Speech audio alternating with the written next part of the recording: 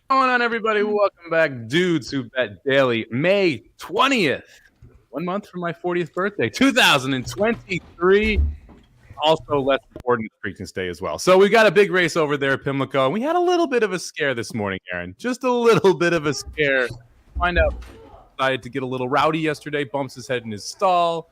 Luckily, the state veterinarian has cleared him to run today.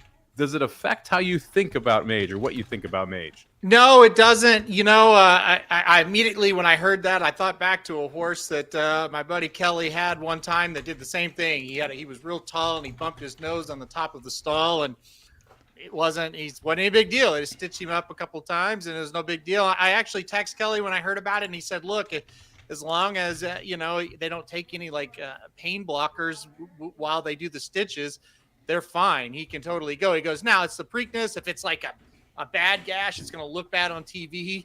That may affect what they do, but he said, as far as like just putting a couple stitches in a horse, it's really not that big a deal. So thankfully it was a scare, but we all seem to be good. It's all good right now. Yeah, he exited concussion protocol, just like Papa Dude exited the screen there. Magic, has this adjusted how you're going to play the Preakness at all? No, not at all. I mean, listen, you and I, we're both tall guys, and I won't speak for you, but I hit my head on shit all the time. I've been doing it since I was a little kid. You just bump your head on things, and that's what happens. And look, I'm still... No, I'm okay. Everything's fine. Yeah, I would still play Mage. Explains a lot. Yeah, look, if you go to Japan as a tall person, it is basically your enemy. I bumped my head at least twice a day when I went to Japan. It was brutal. Everywhere you go, it's just built for people who are not 6 feet 2 inches. Anyway, we'll get to the Preakness eventually, because that is the race of the day, Magic. Spoiler alert. But let's start in the NBA here. I did shed a tear. I ripped out a cigarette, did it real quick. I smoked one for Smoking Jay and moved along. That's not true either. I don't smoke. Anyway, let's head to the NBA here. Lakers and Nuggets. Lakers laying 6 here in Los Angeles. Total sitting 222.5. Can someone explain to me why this flipped 12.5 points from Denver to Los Angeles? That seems like a little bit drastic, doesn't it? Yep. Yes. I'm going to go first. Dudes with me here. Like, you think about normal home court advantage flip is about 8 points. Why 12.5, Aaron? I don't know. I really don't know. I think it's kind of the what we saw with the Celtics that didn't work last night, where it's like, oh, it's desperation. They're going to play their best game, this, that, and the other. And I think that's why. I think everybody's on the Celtics, everybody are on the Lakers. Everybody thinks, hey, this is the game they're going to win. Like I said, it didn't work last night with the Celtics. I don't know that it'll work with the Lakers. That's a ton of points for a team that's down 0-2. Yeah, I started to look at some of the series prices here, Papa Dude. It feels like this is Nuggets in 5, right? Where the Nuggets take one of these two in LA and then go home, and I'm not sure the Lakers can win in Denver. It feels like LeBron looked gassed at the end of game 2. Are we sure he's going to be ready to come back and give a full effort here? Can we trust Anthony Davis to play every day? I mean, there's a lot of question marks here on the Lakers side, Papa Dude. No doubt about it. And the Denver's better than they are on top of it, I think. The thing is I think this line, I don't like the line at all. Like Aaron said, I just think that's too many points.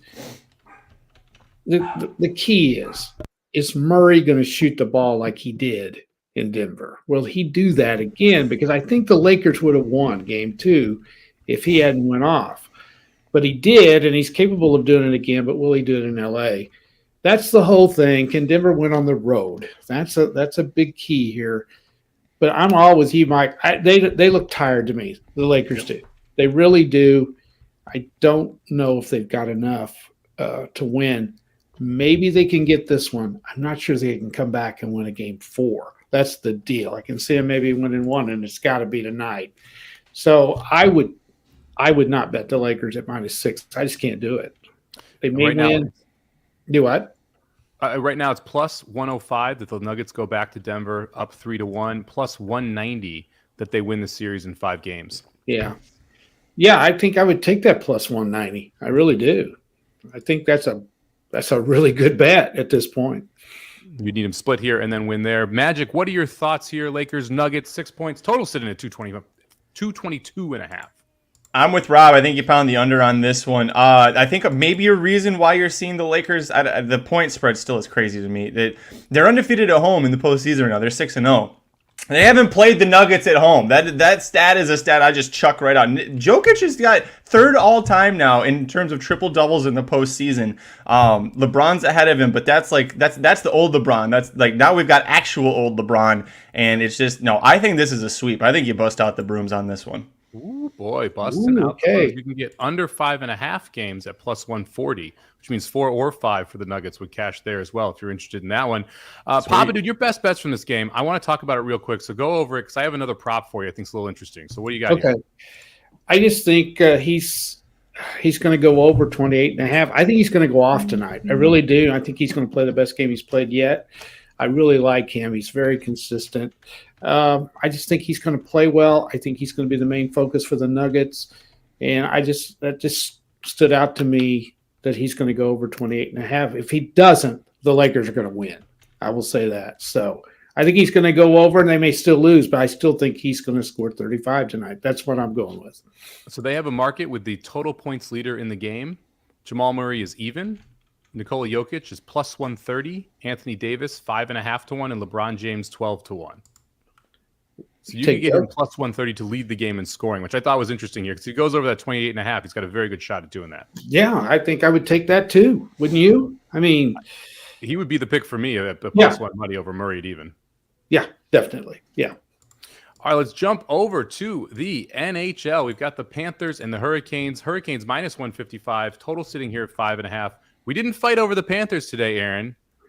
I thought we might. I thought we might both take them. I ended up going somewhere else in this game. Did you take the Panthers in here? You're looking at that, looking elsewhere. Yeah, I took the Panthers tonight, and like I just put it on repeat. When the Panthers are plus money, I'll take the Panthers, and here they are again plus money. Look, though, I did not take them for the best bet tonight. Coming out of this 4 overtime game, you never quite know what's going to happen in the next game after this. It was a very evenly matched game in game 1, but the one thing about it, puck possession really favored Carolina. They just couldn't get enough goals. They just couldn't put it in the net, but they really kept it away from Florida. If it goes that way again tonight, Carolina's going to win. You can't have the puck 2/3 of the game and lose very often, right? So that's why I stayed away from actually making it the best bet. But again, Florida plus money. Maybe they didn't play so well in game 1 and still won. Maybe they play better tonight. You never know. So I still think the Panthers are the best team. I lean toward the Panthers, but I'm going to go back to the well with my under first periods here. Yep. Give me the Panthers Canes under 1.5 goals in the first period. It was basically 0-0 in this first period in game 1. I think it was a goal with less than 30 seconds left in the first period for Carolina to make it 1-0. These teams just played 8 periods 2 days ago.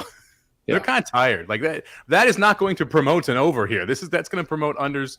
I think this game is going to be tight checking early. I think you're going to see a push from Carolina. I don't think you're going to see an overly aggressive Panthers team in the first period because they're going to try and weather that storm.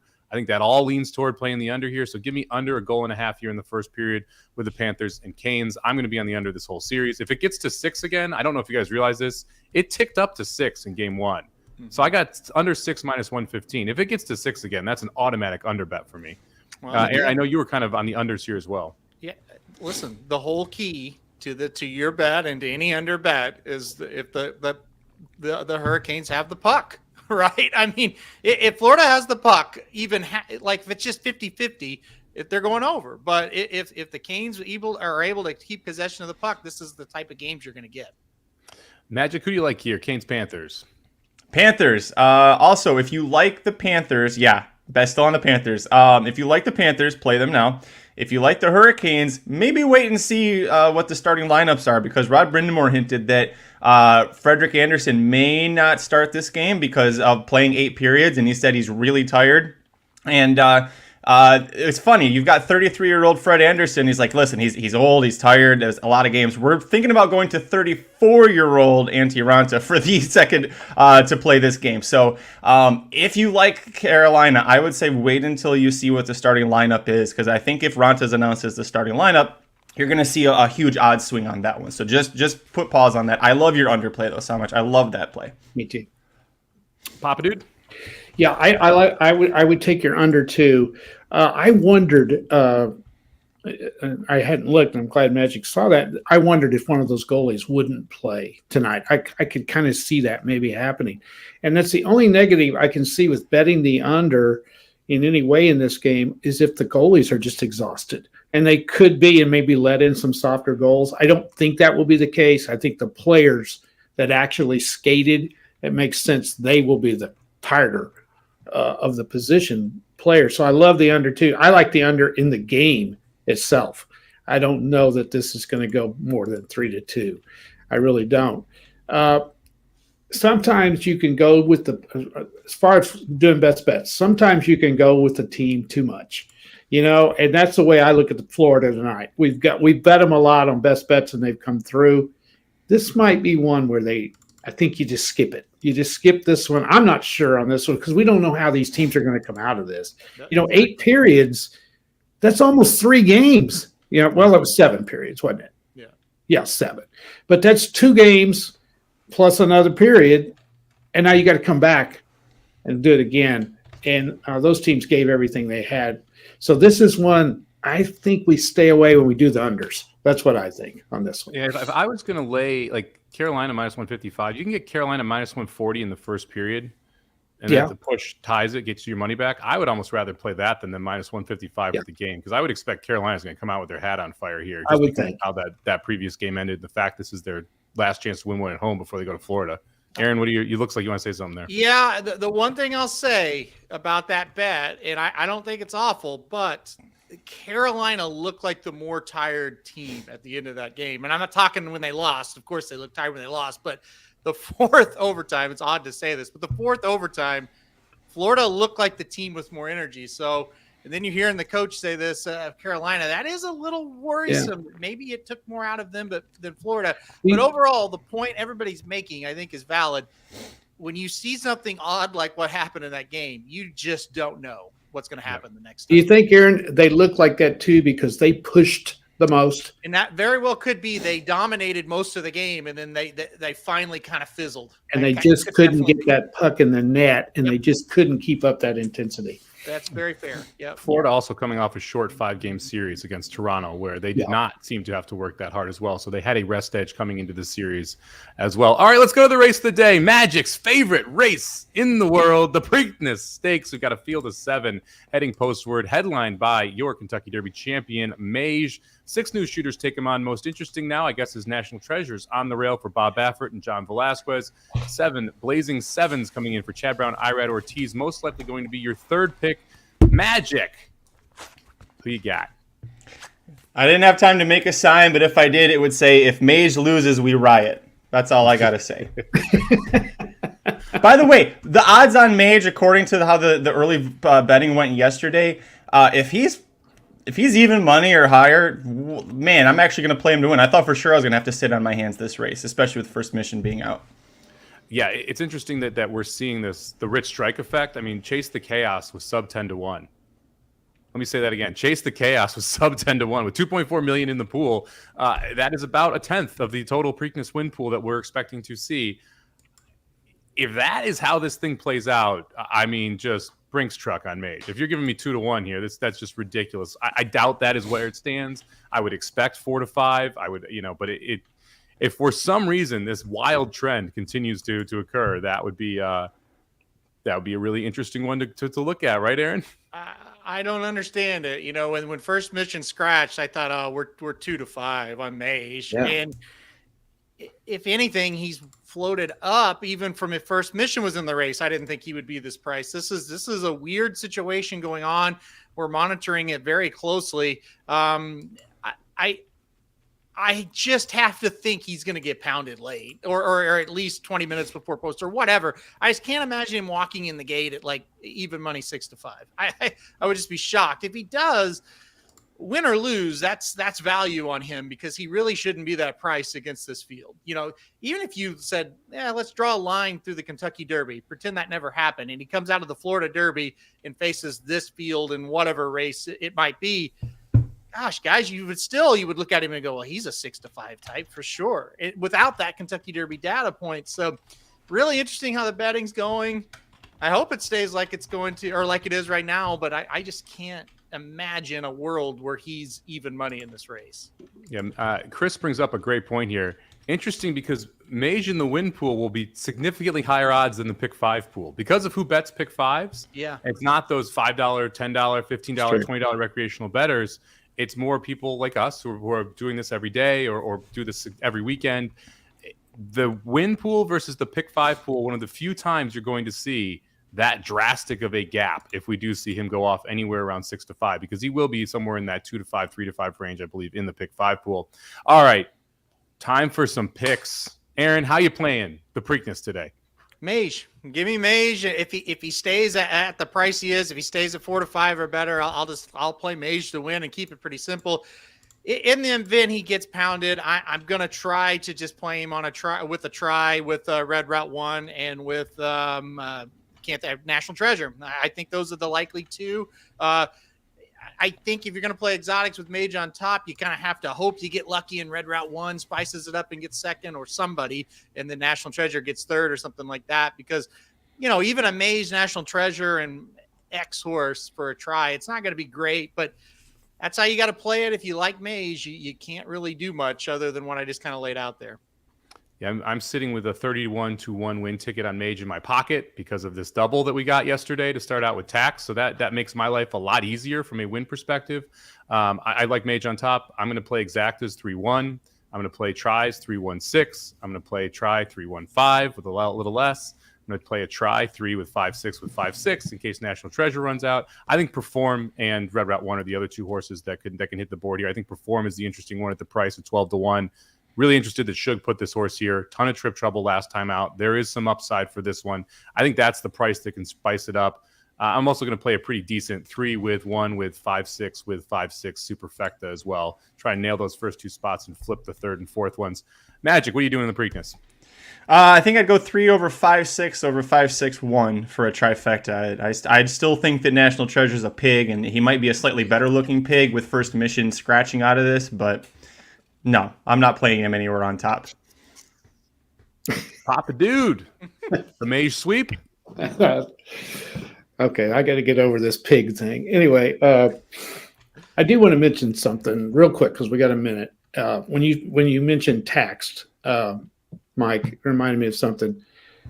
This is what horse racing is all about. Aaron knows where I'm going with this. The trainer of taxed is a guy by the name of Randy Morse, who Aaron and I have followed a lot. Guys, nobody takes care of horses better than him. Yep. He can have the shittiest horse you've ever seen, and he'll come to the paddock that's the most beautiful horse. Right, Aaron? His horses are just immaculate. The man he loves taking care of those horses, or the grooms that he has. This is what horse racing is all about. Here's a guy that's the biggest race he's ever won. I don't even have to look it up. Wouldn't you agree, Aaron? No, he's won. He won the Stephen Foster at Churchill. Oh, he did. Okay. Yesterday, he won with Moonshine Mullen. When That's he gets right. good horses, he can do it. He just doesn't. He does. Get the best horses. And he made a comment after the race yesterday. He goes, I just don't get those expensive horses, and this one isn't either. And it was I just wanted to mention that because this guy is a great trainer, and there's a ton of them out there that don't get the opportunity. And I was so happy that he won, even though he beat my ass. But anyway, it was just really, the horse ran great. And Mike, you called it yesterday, and I thought you were crazy because I just don't give him a chance in races like that. But that horse has skills. So it'll be interesting to see how he goes forward. Okay. I'm on Mage as well. Although my wife, who's probably, I don't know about my you, wife, and probably half of the people in the chat have never even ridden a horse, never been around a horse, never taken care of horses. She has. She's owned them. I asked her the first thing this morning. I said, what's your deal? And she goes, I wouldn't bet that horse. There ain't no way. That's what she told me. She goes, you don't know what his attitude's going to be because that's traumatic. We don't know. She goes, the first thing is, how bad was it? Yeah. So she goes, you got to take that into consideration. But that's exactly what she said. She said, there's no way I would bet the horse knowing that's what happens. So I'll just throw that out there, but I don't think competition. I think the horse could run backwards and win. That's so I'm going to stay on him. I have to think if it was really bad, they wouldn't run him. So I'm going to stay on Mage. I like Red Route 1. Watch out. If Mage isn't ready, I think this horse could pull off an upset. So I definitely going to have him. And I'll throw the pig in there just because I think that's the best of the rest. So that's the way I'm going. We're going to steal the Declaration of Independence, baby. All right, national treasure there. All right, let's jump into the best bets of the day. Aaron, you can kick us off. Take us to the diamond.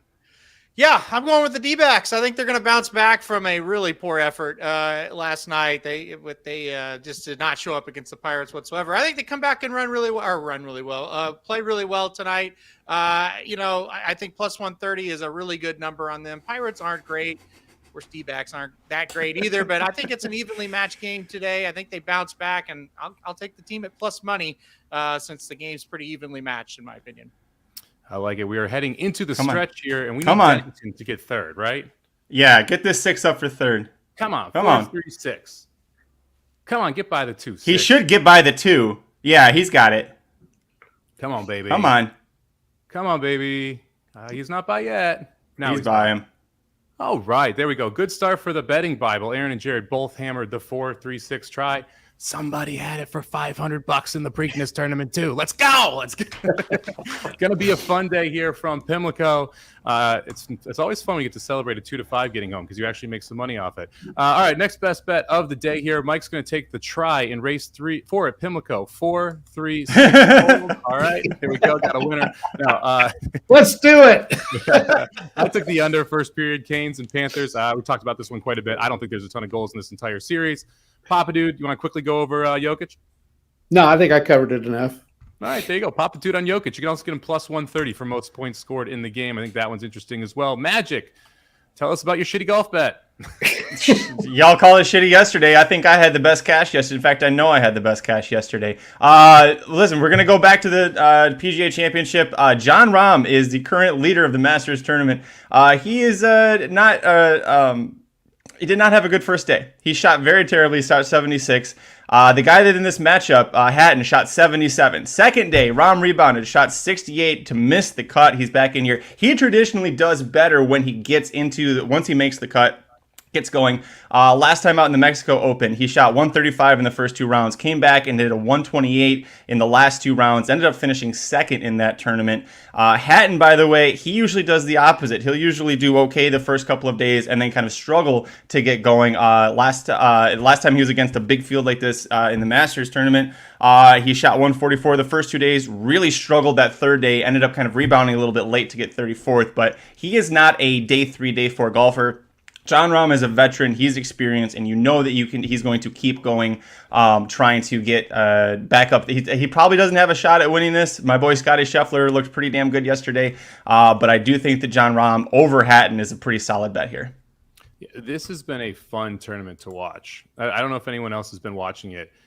Just like awful conditions, so they all look like they're my skill level. It's the worst golfers in the world all struggling to even come close to breaking par, or the best golfers in the world struggling to come close to breaking par.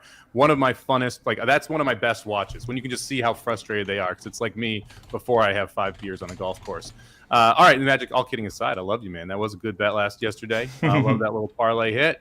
All right, let's jump into the best bet recap. Then we're going to take off, but we'll be live again later today, 1 o'clock Pacific, all the way up to 4:15 in the Preakness. So make sure you join us right here, same place, YouTube /Racing Dudes for our live show today. Again, that's 1 o'clock Pacific, 4 o'clock Eastern, all the way up to the Preakness. Give me the Canes and the Panthers. First period under goal and a half. Magic, Rahm, and Hatton. Rahm over Hatton in round 3 here, minus 125. Papa Dude, Jokic over 28.5 points. Aaron taking the D-backs, plus 130. 6-6 for the week, up $90. Down 430 for the year. We will catch everybody later. Good luck with all of your bets.